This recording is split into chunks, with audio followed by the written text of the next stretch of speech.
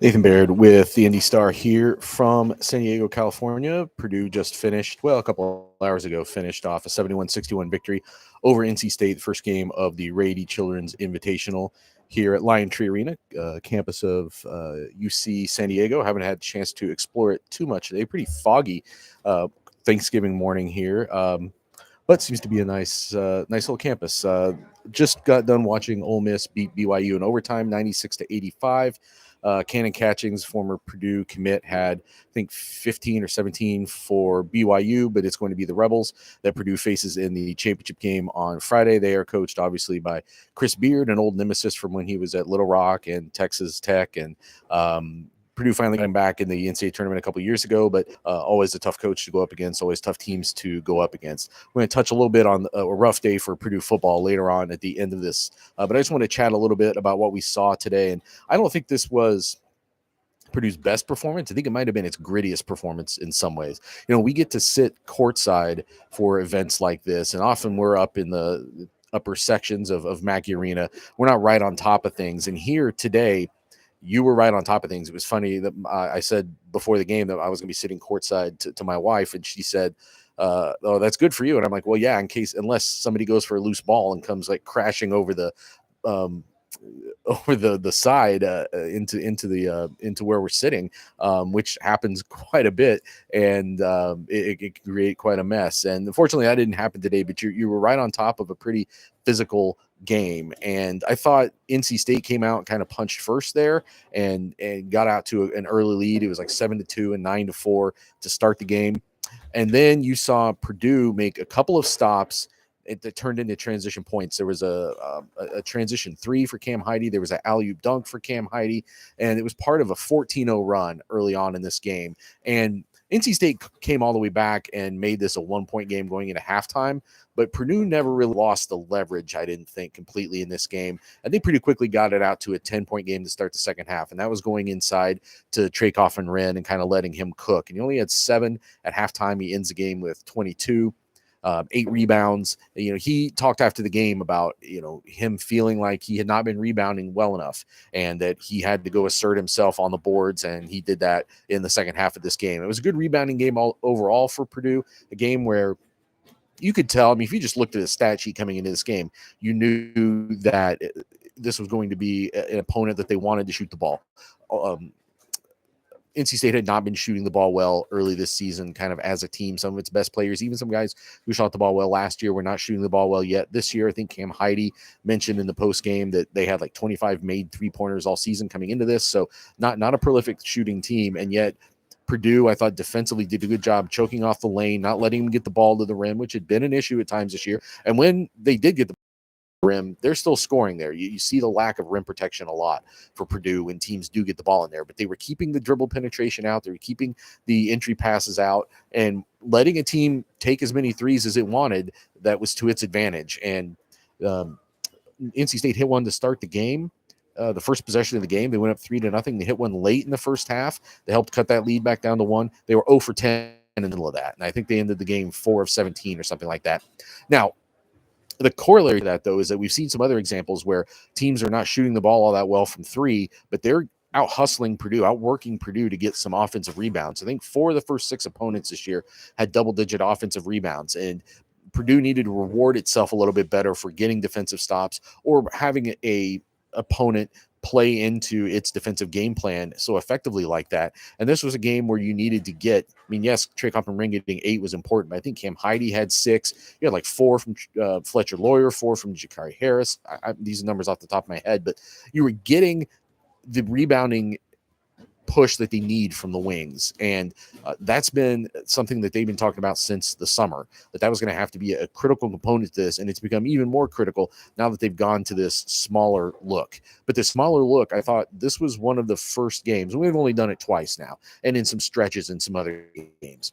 But this is what it's going to have to look like a lot. I think it's going to have to be a little bit grittier in terms of getting those rebounds all over the court, in terms of, and out hustling teams to get to those boards. That was a big criticism coming out of the Marquette loss, was just that they didn't work hard enough to go get some of those 50-50 balls, those loose balls, especially on some of those long caroms. And then obviously then they started turning the ball over too and became a big problem. But only 6 turnovers today, and one was on like the alley-oop that they missed in the second half. So even the nature of the turnovers weren't just turning into fast break opportunities for the other team.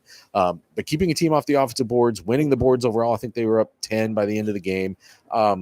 And then just playing a really solid brand of defense that you could then turn into points. Like all of those things are going to be really critical to winning with this small look.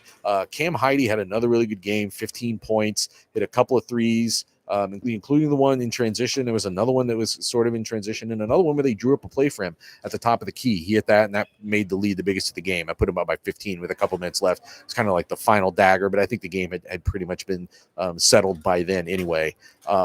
But you've seen, first couple games this year. You got to remember, I didn't watch him on a daily basis last year. Just saw him a little bit in the tournament. I knew about the dunk from the championship game, but had not been watching his career really that close up until this point. And in the first couple games of this season, when he was a marginal player in terms of minutes, which by nature usually makes you a marginal player in terms of impact, I was kind of wondering, like, where's the special thing he can do? And now that they've moved him into the starting lineup with this smaller group and made him a more prominent part of the team, I think you're starting to see that come through. Just he's not hesitant with his shot the way he was coming off the bench in a couple cases early this season. Like I said, that transition 3 was just a very much catch, shoot, like split second decision for a made basket. And if he becomes a weapon like that in transition, which I mean he already is, the more they can use that, it adds another dimension to this offense.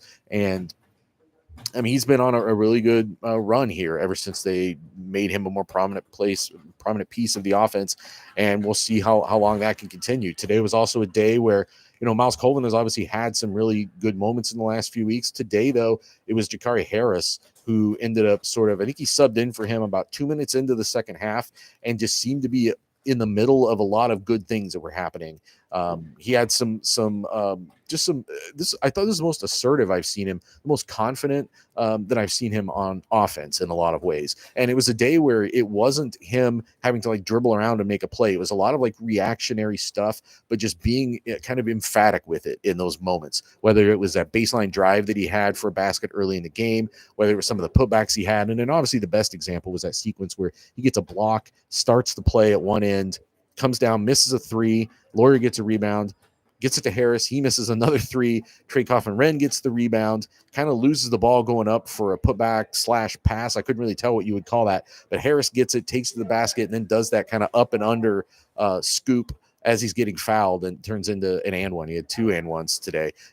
And just a really productive game for him in his role. And some days it's going to be him. Some days it's going to be CJ Cox. Some days it's going to be Colvin. Like you're bouncing around as to who is going to have that big night off the wing, and Heide in there too, obviously. But Heidi's becoming maybe the more can become more like a stable thing, just of what he has to be at the 4, and that whoever is the more or less the 3 on any given night, rolling through those spots. It's been a different guy every night, but guys keep stepping up. And that's where the depth of this team shows through. So this was just a good night for a proof of concept of what the small ball can be. And I thought that was especially true just, again, because of defense and rebounding. Yeah, it was a good game for Kaufman-Wren. He can have good games at the 4 too.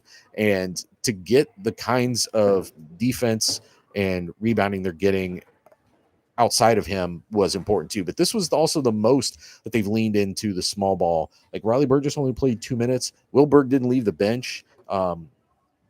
This was a small ball night for the most part, that they really leaned into letting Kaufman-Wren, and he actually had to sit at the end of the first half, where it probably would have been an even bigger disparity because he only had 2 fouls. And asking him about that after the game, he said that I think sometimes players can be of both ways. It's only 2 fouls. It's not devastating. There was only a couple minutes left in the first half, but he said that sitting with those 2 then allowed him to come back and play more assertively to start the second half. Because if you have 3, it changes how you can attack certain things, especially how you defend, but even how aggressive you want to be on offense. And he was being very physical on offense and really kind of just putting the team on his shoulders to get it started in the second half.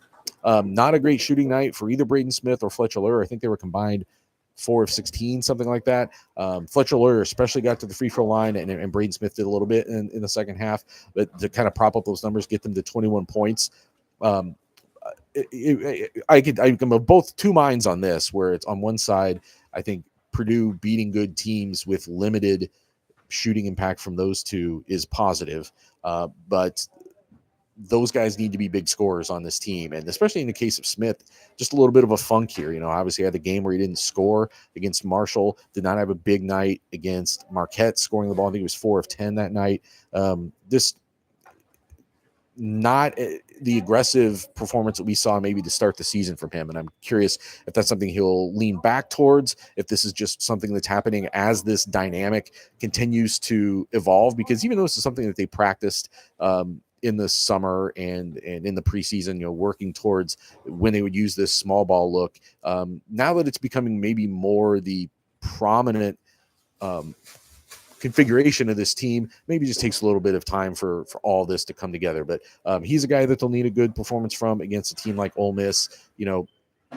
Chris Beard's defense traditionally has been about denying the middle of the half court and forcing teams to, pushing them out to the edge, making them hit a lot of threes. And maybe that plays into the favor of a team like Purdue that has so many good 3-pointers. But we'll see, because they obviously have thrived getting the ball into Trakoff and Wren and working inside out at times as well. So that game will be at 6 o'clock on Friday, 6 o'clock Eastern time, 3 o'clock here in sunny San Diego. And I'm looking forward to that. I just think it's going to be like we've had, they haven't gone in Purdue's favor, I know, but for the neutral observer, Purdue against Chris Beard has been an interesting matchup historically. So I'm curious how they're going to match up. And listen, you just had one a couple weeks ago, Purdue against Shaka Smart, another guy that they had struggled with historically for whatever reason, and a guy that came in with a game plan that beat them, and a performance from their team that beat them. And it's going to be a one-day turnaround, a very different situation for Ole Miss. But I just think playing these kinds of teams and these kinds of coaches is exactly the challenge that any team should be trying to get this time of the year. And Purdue, more often than not, benefits from it, and then also wins the games. They've been getting twofold benefits from this now going back 3 years. This is 9 straight wins in these exempt tournaments, 3 straight championships, and then now playing for a championship again tomorrow. Let's talk a little bit Purdue football. Did not expect the bad news to come so quickly for Purdue football. Thought we were going to have to wait until maybe Saturday to see how things went with the bucket game. But today you get 2 decommitments. Grant Bierman had took an official visit to Illinois a few weeks ago. It was my impression at the time that was more a guy who was still committed to Purdue. I mean, yes, literally committed, but also like more figuratively, like he still was planning to be at Purdue. He's going to enroll early. The team a guy that was still, planning his future at Purdue. At the time, he's the highest ranked recruit in this class left, I should say. They've lost some guys who were originally ranked higher than him. But today he decommitted, and then a few minutes after that, it was 2 different announcements, flipped his commitment to Illinois. And like I said before, I was under the impression that this was more of they were just keeping their options open with the uncertainty with Ryan Walters and his staff and not knowing who was going to be around, and whether it was some indication that they got about how that's going, or whether it was simply going to the better program, which Illinois is right now without question. That's where he flipped. And now an already troubled, beleaguered, already want to say it, recruiting class takes another hit. Already the lowest rated recruiting class among Power 4 teams. And then a few hours later, Qual, the offensive lineman, also goes in the portal, doesn't go in the portal. We'll get to that in a second. Also decommits, and he flips his commitment to Iowa State. So he'll be playing outside the Big Ten at least, but just another body that Purdue really couldn't afford to lose for the future of this program. And I know that we are talking right now already about how important the transfer portal is going to be for this team in the weeks ahead. But look at the team that was on the field this year, and you can trace it back to the lack of talent that made it onto the field in the 3rd and 4th years from the 21 and 22 recruiting classes. In one of those classes, I think Yannick Karlaftis was the highest ranked player remaining. Guy who lost his job to a walk-on 2/3 of the way through the season. Like, I don't know how else to say that, but that's what happened. Jeff Brom left a couple of classes here, and a part of it was affected by the guys who transferred out, obviously, but it was so top heavy. A lot of that talent just hasn't produced to get onto the field in years 3 and 4. And so whatever was going to happen with this recruiting class doesn't affect next year a lot. Like, very rarely do you have true freshmen come in and make huge impacts, even if they start on opening day, as you saw with Purdue this past year. But when you start to look 2 or 3 years into the future and think that you're just going to portal your way out of the problems of this recruiting class, that's just a recipe for disaster. And there's not really much that they can do at this point. Signing day is next Wednesday. I don't know what they're going to add between now and then. It's possible they're going to lose other bodies. We've heard potentially losing other bodies between now and then, and that's with some decision, yay or nay, coming on whether Ryan Walters is still the head coach next year, and yay or nay on which assistants are still with this program next year.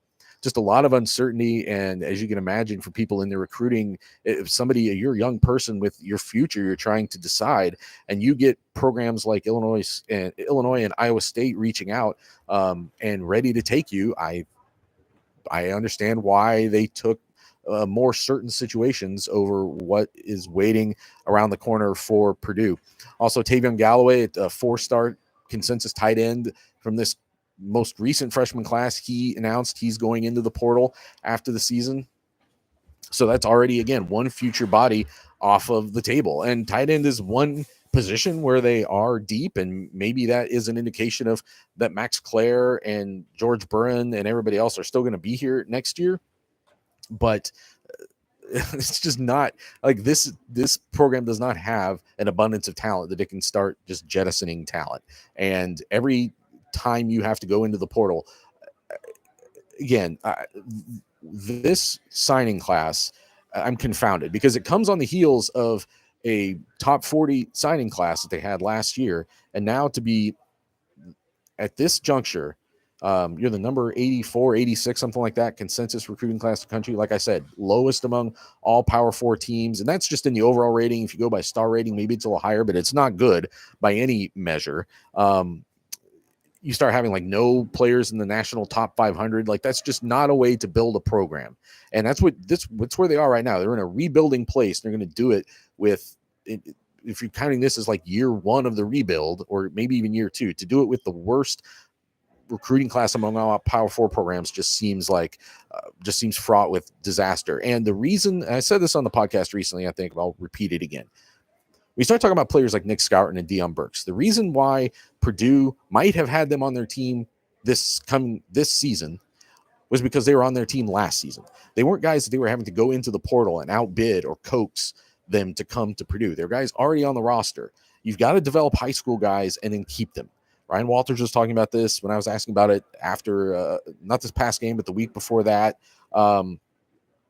that has to be something that Purdue commits to and gets done. Like, you have to identify high school talent, you have to develop those players, and you cannot let them leave. You have to keep them at all costs.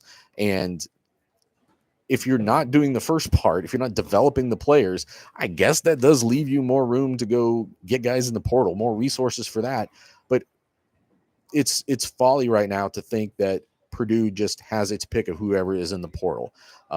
Even if you're willing to spend more than you were spending before, or can spend more than you were spending before, there's teams that can still spend more. There's teams who can spend just as much, and they're not coming off of a 1 and whatever season, and with all the uncertainty that this one is. So I'm approaching this juncture right now with great skepticism.